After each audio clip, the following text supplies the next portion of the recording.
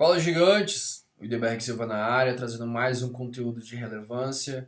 Dei uma pausa agora no trabalho e eu quero aproveitar esse momento aqui para compartilhar com vocês alguns trechos de um livro fantástico que eu venho lendo. E foi um livro que tocou lá na alma, foi um livro que eu chorei em alguns momentos, fiquei bastante emocionado e, sinceramente, eu estou refletindo muito sobre a minha vida depois de concluir essa leitura. Mas é um livro tão fantástico que você não consegue sair dele, né? E este aqui, o livro que eu vos falo, que é Descubra Seus Pontos Fortes. E, pessoal, eu quero fazer uma leitura diferente. Não uma leitura tradicional, da primeira à última página, mas trazendo alguns trechos onde me tocou, sabe? E antes de iniciar a leitura, eu quero trazer alguns dados para você começar a entender onde eu quero chegar, tá bom? Então é o seguinte, é, é um livro baseado em pesquisas feitas pelo Instituto Gallup, com mais de 2 milhões de pessoas, que foi investido milhões de dólares durante aí 25 anos e preparou esse teste aqui com o objetivo de classificar o potencial humano em 34 áreas de atuação. Lembre-se desse número, 34 áreas de atuação. E produzir resultados mensuráveis que vão fazer você se conhecer melhor e desenvolver suas habilidades, tá bom? Então é o seguinte, no livro em si você vai ver o tema talento milhares de vezes, tá? Então, é onde eu quero iniciar a leitura. Como você pode identificar seus próprios talentos? Primeiro, se você quer descobrir seus talentos, monitore suas reações espontâneas, imediatas, diante das situações com que se depara. Essas reações imediatas proporcionam a melhor pista de seus talentos. Elas revelam a existência de fortes conexões mentais. Pessoal, até aí tudo bem.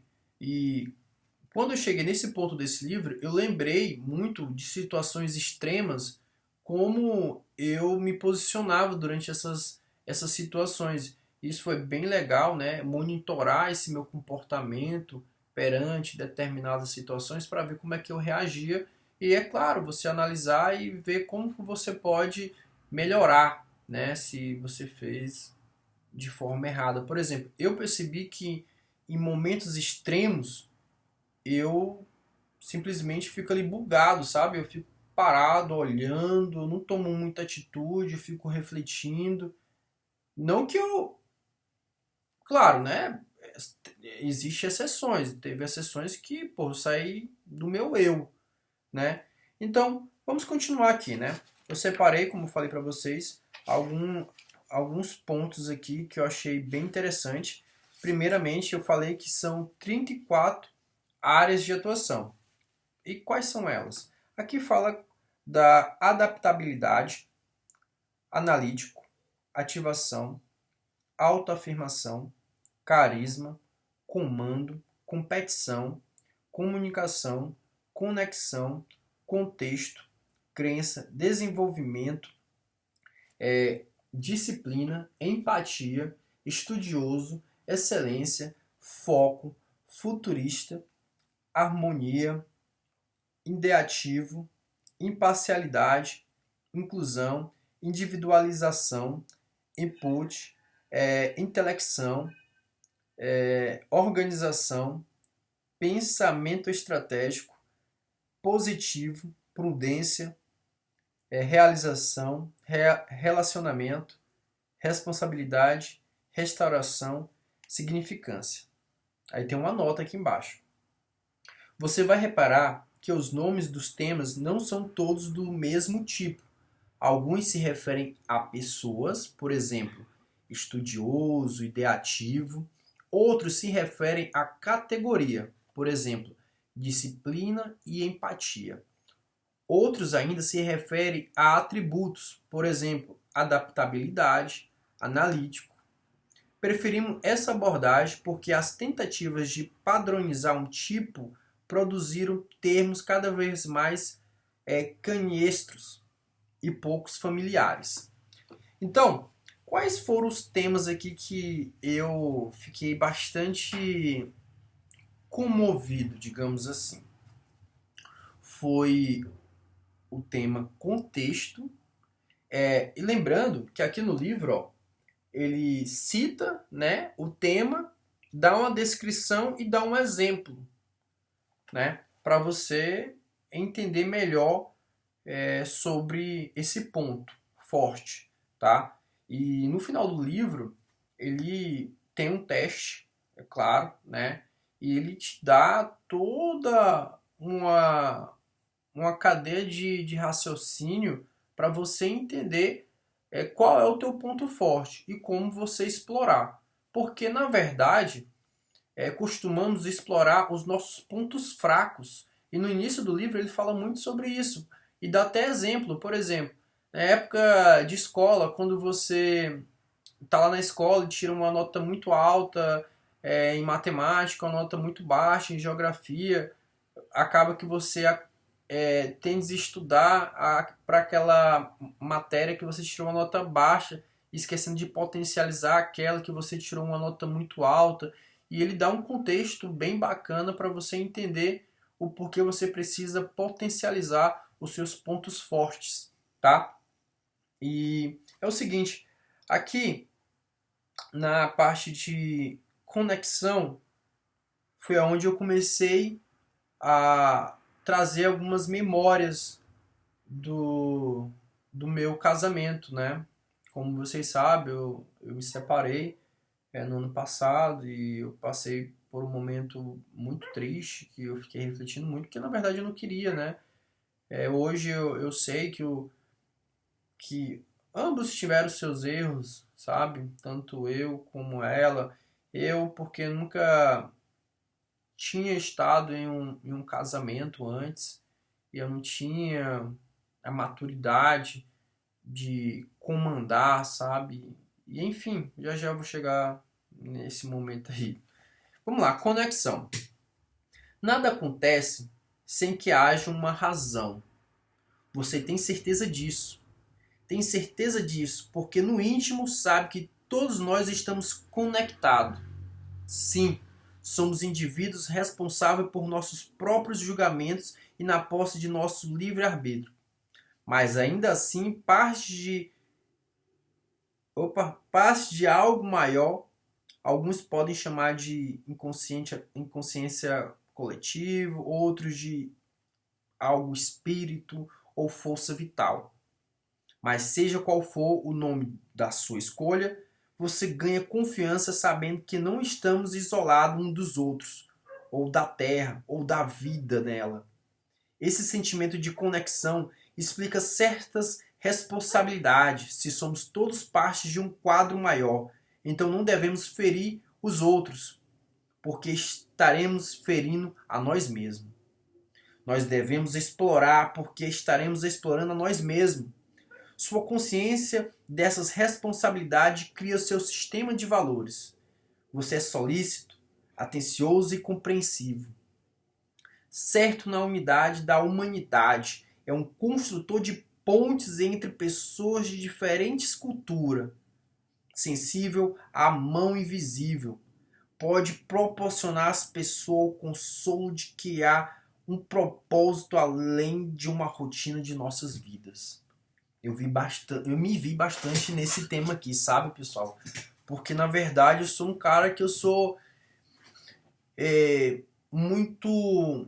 Eu não tenho uma palavra exata aqui para expressar, mas eu sou aquele cara que eu gosto de me conectar com as pessoas, de criar ponte, de conectar pessoas com pessoas, e às vezes eu estou tão conectado com essas pessoas que às vezes eu acabo errando bastante. E ele dá um exemplo aqui.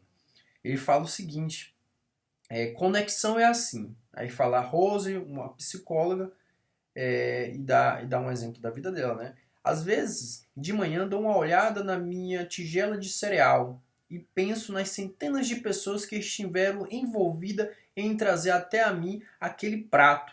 Os lavradores no campo, o bioquímico que fizeram os pesticidas, os trabalhadores da fábrica de beneficiamento de alimentos, até mesmo o pessoal do marketing, que de alguma forma me convenceu a comprar essa caixa de cereal. E não que eu estava ao lado dela numa prateleira.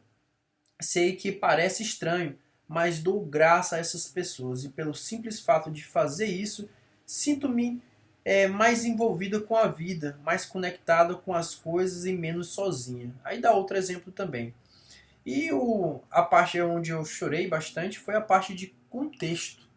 É outro ponto aqui que eu me identifiquei bastante. Você vai ver, quando você estiver lendo o seu livro, que tem alguns pontos aqui da leitura que você vai se identificar e outros não, sabe? Por isso que você não tem esses 34 pontos fortes. Você vai escolher ali uns 5 que você vai se identificar e vai tentar explorar para ter uma melhor atuação na vida, no trabalho, assim como desejar. Então vamos lá. Contexto. Você olha para trás porque é onde estão as respostas. E eu faço muito isso, eu olho muito para o passado às vezes. E isso, de certa maneira, não é legal, né? Se você fizer de forma errada, né? Você olha para trás para compreender o presente. De sua posição privilegiada, o presente é estável. Um confuso clamor de vozes discordantes. É só lançando sua mente a um tempo anterior, um tempo onde os planos estavam sendo traçados, que o presente se recupera sua estabilidade. O tempo anterior era um tempo mais simples, era um tempo de projetos. Ao olhar para trás, você começa a ver esses projetos emergirem. Meu Deus do céu, desculpa, pessoal. Você percebe quais eram as intenções iniciais. Esses projetos ou intenções foram se tornando tão rebuscados que ficaram quase irreconhecíveis. Mas agora o tema contexto volta a revelá-los. Essa compreensão lhe traz confiança. Não mais desorientado, você toma decisões melhores porque sente a estrutura subjacente. Você se torna um parceiro melhor porque compreende como seus colegas passaram a ser quem são. Isso se torna mais sábio quanto ao futuro. Não, desculpa. E se torna mais sábio quanto ao futuro, não por qualquer intuição, mas porque viu suas sementes sendo plantadas no passado.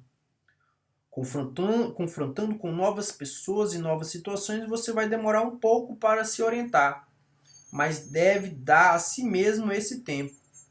Deve se disciplinar para fazer as perguntas e deixar o projeto virem à tona, porque independentemente da situação, se você não os vir, terá menos confiança em suas decisões. Eu peço desculpa pela leitura, pessoal, porque além do boné ficar aqui batendo no livro, eu tenho 4 de astigmatismo. Mas espero que vocês tenham compreendido. Aí aqui dá um contexto, um exemplo. O contexto é assim: engenheiro de software, digo ao meu pessoal, vamos evitar o Fugit. E eles dizem, a expressão não está errada? Não deveria ser déjà vu? E eu digo, não. Vuja significa... não. Vujad significa que muito provavelmente vamos repetir os erros de nossos passados. Temos de evitar isso. Temos de olhar para o nosso passado, ver o que provoca nossos erros e não cometê-los mais. Isso parece óbvio, mas a maioria das pessoas não olham para os seus passados ou não acreditam que o que aconteceu tenha sido válido. E assim, para elas, vai ser sempre Vujad, outra vez. Né? Aí dá outro exemplo aqui, dá um analista de mídia. Tenho muita pouca empatia, por isso não me relaciono com as pessoas aproveitando o clima emocional que elas estão vivendo no presente. Ao contrário, me relaciono com elas buscando o fato de seus passados.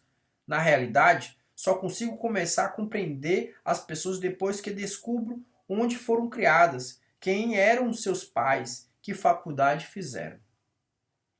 Pessoal, nesse momento aqui da leitura, eu trouxe bastante o meu antigo relacionamento, né, como reflexão. O porquê não deu certo, porque no início foi tão maravilhoso e depois desandou, quais as atitudes que eu deveria tomar. Eu sei que não tem como voltar no passado e mudar algo, mas eu posso fazer algo no futuro. Eu não pretendo me relacionar mais, sabe? Casar. Eu, sinceramente, venho pensando muito em, pô, não quero mais ninguém na minha vida, quero ganhar dinheiro, meu foco é esse e poder propor às minhas crias aí uma vida estável, né? E ultimamente venho estudando muito o mercado digital, aprimorando meus conhecimentos. Brevemente estarei fazendo 2 lançamentos e eu estarei compartilhando aqui no canal um pouco, né, dos bastidores. E eu pensei muito, né? Porque eu sei onde foi os meus erros. Hoje eu compreendo, sabe, onde eu errei. E eu consigo compreender ela também. E eu, sinceramente, não consigo ter raiva dela, não consigo ter raiva da família dela. Eu sei que, de certa maneira, a gente foi muito imaturo, sabe? E a gente não conseguiu nos conectar de uma forma mais pura, mais compreensível. E por isso situações foram levando a outras situações que agravou ao término. E é uma conexão que a gente vai ter pro resto da vida, porque a gente tem uma filha juntos. E eu quero muito bem dela, sabe? Independentemente de qualquer situação que a gente tenha passado, de qualquer coisa que eu passei. Mas hoje eu tento olhar para as pessoas ao meu redor e tentar compreendê-las, entendeu? Não tentar agir rápido pela emoção, mas sim pela razão, ver, analisar qualquer situação de estresse, de crise, analisar no futuro mais próximo e não rebater naquele momento. É difícil? É muito difícil para mim. Porém, hoje eu trago esse aprendizado, sabe? Eu trago esse aprendizado. E eu botei como meta que eu vou mudar minha vida. Eu serei um cara muito rico financeiramente falando. E o meu dinheiro vai ser para curtir a minha família. Esse é o meu propósito. Eu pegando grana alta, vai ser para curtir só a família.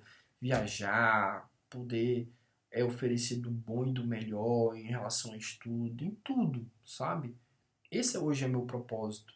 Antes, meu propósito era ter uma empresa e era só aquilo que eu vivia. Eu quero ter uma empresa foda, uma empresa que gere muita grana e às vezes eu acabava esquecendo determinados valores, porque o meu foco ali era o dinheiro em si e não o trabalho. E, pô, quando você faz um bom trabalho, o resultado é você ter bons rendimentos e com aqueles rendimentos você investir de maneira correta na família e fazer aquele dinheiro girar para você não entrar no vermelho. Mas para esse vídeo não ficar muito longo, eu quero encerrar ele aqui deixando uma mensagem para vocês que nunca haja pela emoção. Aguarde, deixa passar, tente entender o porquê que aquela pessoa ficou chateada, como você poderia mudar aquela situação, porque o ódio e o amor eles sempre vão andar lado a lado. Então você pode sim transformar o ódio de uma pessoa no amor, pois ela vai entender que e compreender qual é a tua essência, sabe? E às vezes ela vai se sentir até mal porque te tratou mal. Ela vai tentar, sei lá, entender, poxa, eu fui tão rude, poderia ter sido diferente. Aquilo ali vai criar um ecossistema de paz, de amor, de atenção, de compaixão, de empatia. E é isso. Quero encerrar esse vídeo aqui deixando aquela mensagem de amor, tá? Eu sei que eu preciso aprender muito. Eu não queria que isso aqui fosse só de palavras de boca para fora. Palavras de boca para fora. Desculpa pela forma aí, desculpa pela leitura. Mas é isso. Eu estou tentando aprender bastante com esse livro. Ultimamente eu só tenho trabalhado exatamente por conta que eu tenho um propósito. E eu não vou descansar até conquistá-lo. Tamo junto, e é só o começo e amanhã tem mais outro tema. É nóis.